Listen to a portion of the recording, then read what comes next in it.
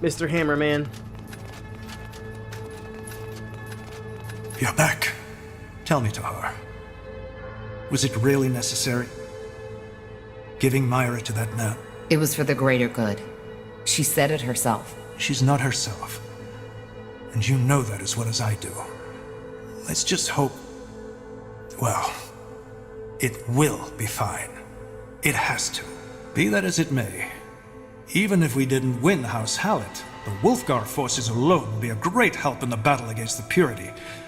Though, to be honest, I had wished for another outcome. Anyway, no point in delaying the inevitable any further. We should discuss the upcoming battle in the span. Are you ready? Yes, I am. I am. Good. Then let's call your companions. Like, was it really worth giving it Thank to him? you for coming. Or giving her to him? I take it you know the He purpose did. of this meeting. Our final battle is up ahead. We will take back Greyfell, kill Lacaine, and save, well, Tahar's mother. You all know what's at stake. If we lose this battle, then there's no one left to stop Lacaine. So, first of all, thanks to Ulrich Wolfgar and his betrayal, Lacaine knows we're coming. Aonir?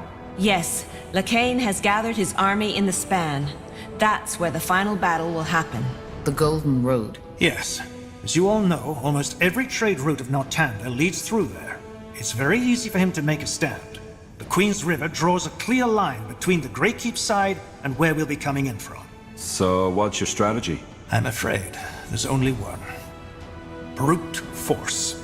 We'll have to crush through his defenses like a warhammer through an armor. That's where House Wolfgar comes in. They will block off either the western or the southern routes through which the Purity would probably send in reinforcements. It's a shame House Hallett isn't supporting us too. That'll make the battle a lot harder. Once we've defeated their army, we'll advance to Greykeep. Questions? Yes. How big is their army? Massive. We already scouted the area. There's Bane, there's Deathmen, there's Templars, and Iron Ones. In other words, Lacaine knows that we're a threat and gathered his entire force to stop us. Good. Because that will be our chance to take out the entire Purity with one blow. As I said, we cut off the snake's head. Then prepare. Lacaine won't show mercy, and neither will we. So I want every blade sharp. This is the only chance we're getting. Well said, Tahar. Now get prepared. We'll head out at first light. Iskra was there in vocal spirit alone. And I had a feeling you'd come. why? Because you just love to talk. But you know what? I appreciate it. I was never that big on sharing my thoughts, let alone my feelings. It just seemed, I don't know, pointless. And now? Well, I still prefer deeds over words, but I've realized that sometimes it can help to share. So, speaking of that, there's something I need to get off my chest. Thank you. Without your help, I don't know if I could have done it. Unite the Fire Wielders. But thanks to you, I did. Now, don't get me wrong. I know you mainly did this for our axis. But still, it got me a lot closer to my goal. Redefine the orc culture? No, return to it. Restore the great tribe. Live and cherish the struggle, without becoming the savage idiots like Krell turned us into. Anyway, enough of the chatter. Hone your blade, Tahar. We'll need it. Okay. No. Ah, Tahar. Never mind. Something on your mind? Well, maybe. Remember when you asked me about Rain? The other gifted shaman from my tribe. Yeah. What about it? I want to talk about it. I'm not supposed to, but I don't know. I trust you, Tahar, and I've kept silent about this for far too long. Sarek's fangs, this is so silly. I feel like a damn child. Spit it out already. Come on, buddy. You don't have to. I'm not forcing you. Right. Where do I start? Before becoming a shaman, every disciple has to go through a trial. The Iron Trial, as it's called. I told you that I did most of my training in solitude, didn't I? That wasn't true. 5 years after I entered disciplehood, another orc was accepted by my elder, a female named Rain. She was 2 years younger than me. How did you get along? How did you get along? Well, at first, I was a complete dick to her. I was jealous and feared for my position. However, she never took offense by it. She fired back at me when I got childish, but at the same time never lowered herself to my level. As the years went by, we became friends. And no, there was no courting or mating involved, if that's what you're thinking. She was more like a sister to me, and one who, unlike my true kin, understood me. Those years in the Orcish steppes, they were special. I know how it sounds, but it's the truth. We spent days, weeks out in the wild, doing whatever our elder tasked us with. And though it was hard, there was beauty in that. We just had this connection between us, this trust. Oh my god. But something happened. Am I right? Yeah, the trial did. A sacred test every disciple has to take before he or she can become a shaman. Our elder sent us both at the same time, which was unusual. But of course I was relieved. There was plenty of talk about the Iron Trial, and I was scared. Didn't he already talk to us about all this? So, what happened? Sarek's fangs. I can't believe I'm telling you this. I'm breaking my oath. I'm not an orc. For what it's worth, I'll keep silent about it. I promise. I know you will, Tahar. Otherwise, we wouldn't be having this conversation. We weren't told much about the trial. Only that we'd have to venture to a cave, far up in Bargar Gore. They also didn't tell us how to get there. Only that Sarek would guide us. And he did. After a week of traveling, we found it. It was a strange place, Tahar. I saw that right from the beginning. The entrance looked like a mouth. The rocks surrounding it like the bones of an old forgotten beast, and the stalagmites like hundreds of teeth. But of course, we went in. We had to. What did you find? A giant hall. It was as mesmerizing as it was unsettling. There were murals and carvings all over the cave walls. Old glyphs that I'd never seen before. Interesting. What else was there? Nothing. That's what baffled me. Apart from those murals, the hall was completely empty. And for some reason, the ground in that hall was completely smooth, like polished stone. There were braziers, one in each corner of the hall, and they were burning brightly. Rain was as confused as I was. But nonetheless, we entered the hall, and that's when the trouble began. Because all of a sudden, the exit was gone. No magical noise, nothing. Just in that moment when we looked the wrong direction, it disappeared. And instead of it, we were looking at another wall. Strange. What did you do? Well, after we calmed down a little, we assessed our situation. We figured that this was the Iron Trial, and that it was our task to find another exit. So we started looking. But it was pointless. There was nothing. We couldn't even hear the wind anymore. For the next 14 days, we were trapped. We couldn't make that wall disappear, and no matter how long we studied the glyphs, how long we prayed, nothing happened. On the 5th day, our provisions had come to an end, save for half a skin of water and a handful of jerky. On the 8th day, it was all gone. Blazes. How did you survive? I'm getting there. As you can imagine, the thirst was the worst. It drove us mad, and we searched every corner of that goddamn hall for just a drop of water. Not that we hadn't looked before, but as you know, hope dies last. Have you ever had thirst, Tahar? Real thirst? I'm gonna say yes. Yes. Then you know what it feels like. On the 11th day, Rain and I were puking our guts out. Our skin had literally started to crack, and I felt as if I was burning from within. On the 12th day, we were only an inch from death. That's when the dream came. A dream?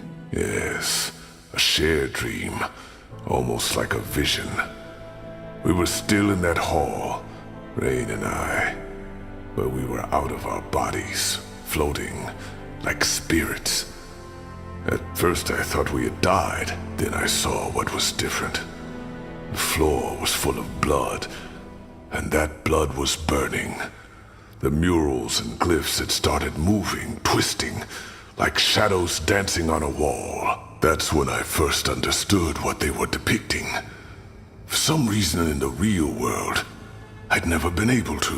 What did they depict? It showed what was expected from us, what we had to do to get out. Sorry this isn't easy. I've dreamed about those weeks ever since. But telling someone, it feels bizarre.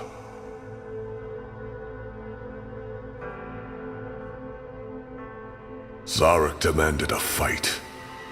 Either one of us died by the hands of the other, or we would die there together.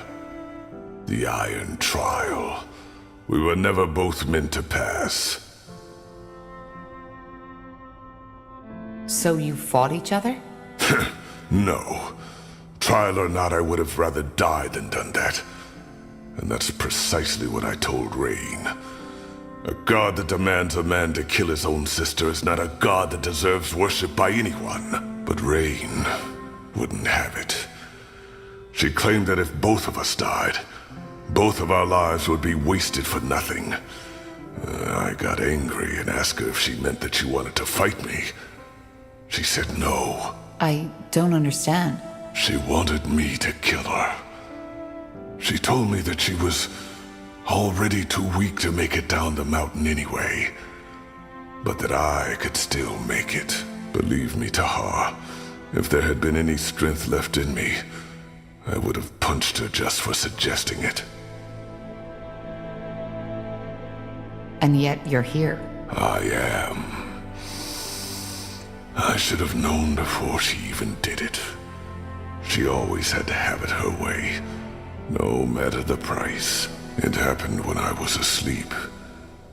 She took my dagger from its sheath, put it into my hand, and drove it through her throat without hesitation. When I opened my eyes, her blood was already all over my face. And as if Sarek had been watching all along, the wall disappeared. No noise. Just like that. The wind was back, and it was raining outside. The first time in months. I'd like to think that she saw it before she died. Did you make the descent? I did. There were berries in a mountain goat that had been hit by a rock slide, right next to the exit.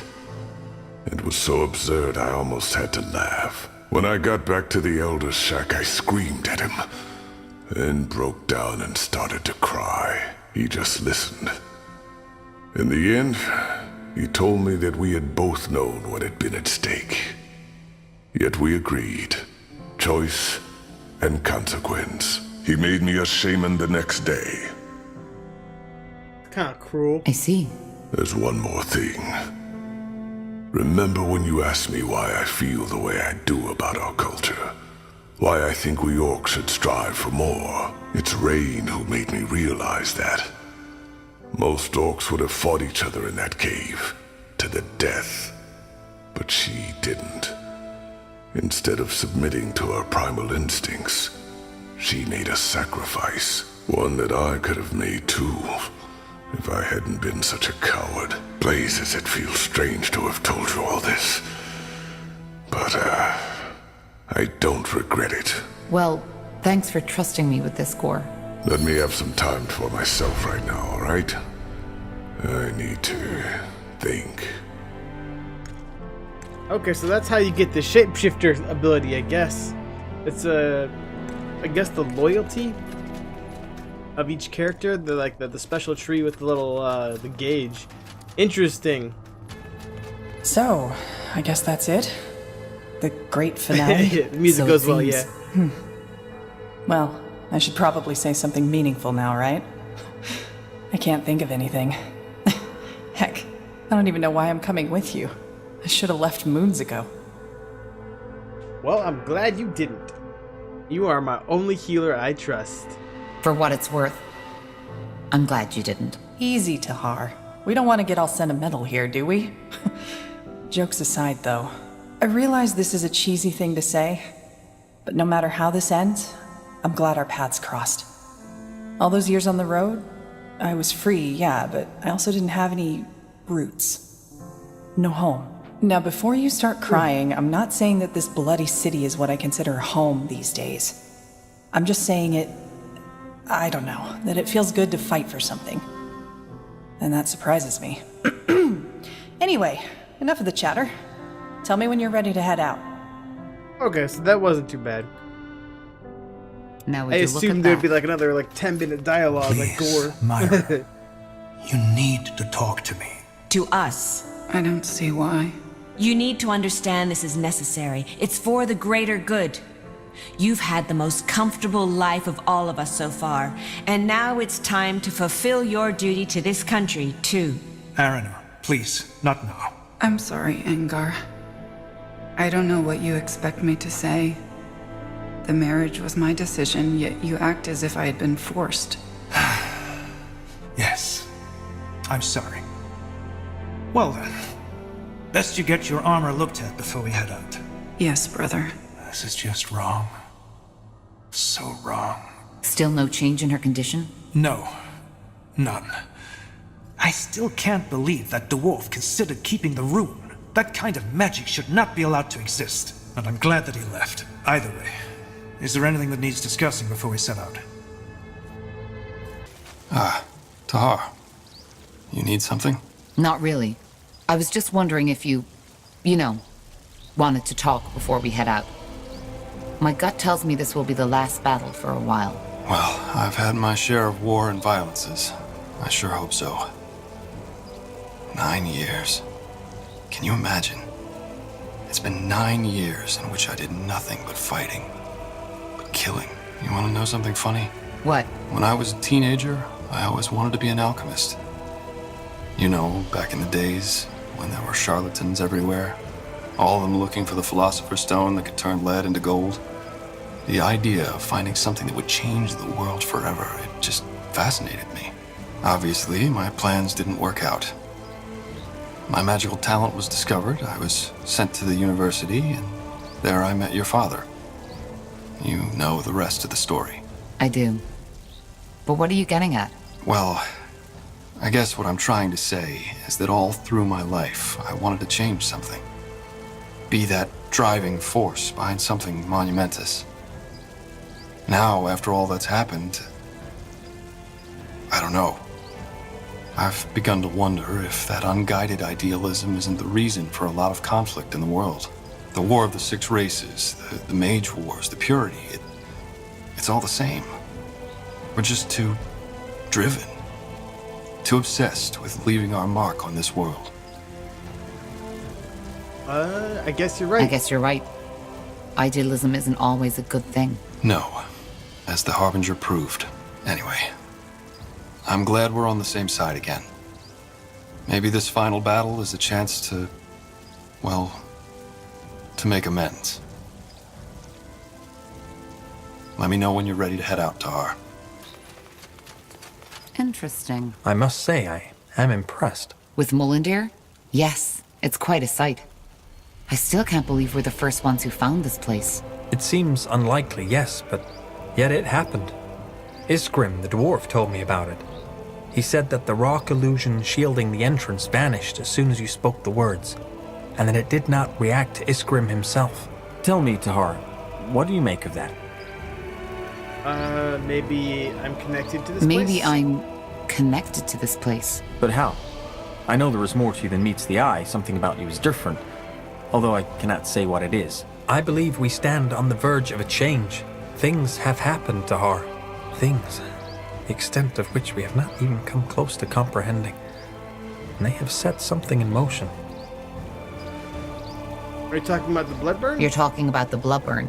Among other things, yes. But as I said, there is more to it. All this, your journey, your role in what Rondar Lacaine believes to be a vision sent by Aonir. It is only the beginning. But let us continue this discussion when I can give you more than vague, semi-prophetic statements. All right. We'll talk later. Why? When? When something comes up. I'll go prepare for our next mission now. Understood. Oh, okay. Yes? Is there something you need? No, nothing. What are your thoughts in the upcoming battle? If by what are my thoughts you mean my estimation on our chance for victory, I would say they are close to even, with the odds being slightly in favor of the purity. No, I meant, how do you feel? That battle, it would be dangerous. And yet, you're still around to help us. Well, it is only logical. The purity hunts mages, and if we do not stop them, they will take my life too. As for my emotions, I suppose you could describe them as a mixture of worry and anticipation. Also, there is something else that has been troubling me. What? The return of Aonir, as the purity calls it. The opening of the gates. I have done some research, and I'm beginning to believe that all this is not just superstition after all. Wait, you mean Aonir is really trying to return to this world? Not Aonir. But I would prefer to not make any premature assumptions. Even if my theory is true, it would not impact our immediate plan of action. Now, I would like to make some preparations to her. I will be ready when you need me. Of course. Thanks, Undercast. Tahar, hello. Getting prepared? Yes. It's going to be dangerous. It will be dangerous. You don't have to stay. You know that.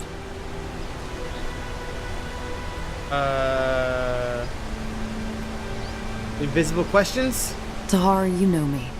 My drives, my desires. I revel in battle, the presence of death around me, more than a human being probably should. If bloodshed helps our cause, even better. I take no interest in politics or religion, but I can't help but feel a certain sense of loyalty towards you. Maybe it's because you put an end to the Bloodburn, and thus put things right for Mila. Or maybe it's just because there's something about you I feel drawn towards.